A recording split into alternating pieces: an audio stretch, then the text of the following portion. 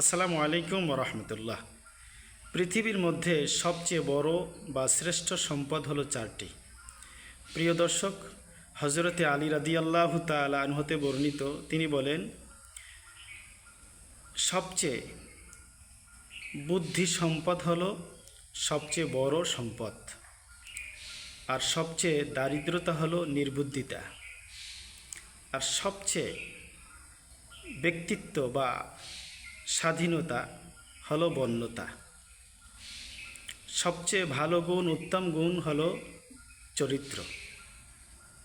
প্রিয় দর্শক, এই চারটি কথা অনুধাবন করার আল্লাহ পাক আমাদেরকে তৌফিক দান করুন। আসসালামু আলাইকুম ওরহমতুল্লাহি ওবারাকাতুহু। প্রিয় দর্শক, আমার এই চ্যানেলটি সাবস্ক্রাইব করুন এবং শেয়ার করে দিন দিনের প্রচার প্রসারের স্বার্থে।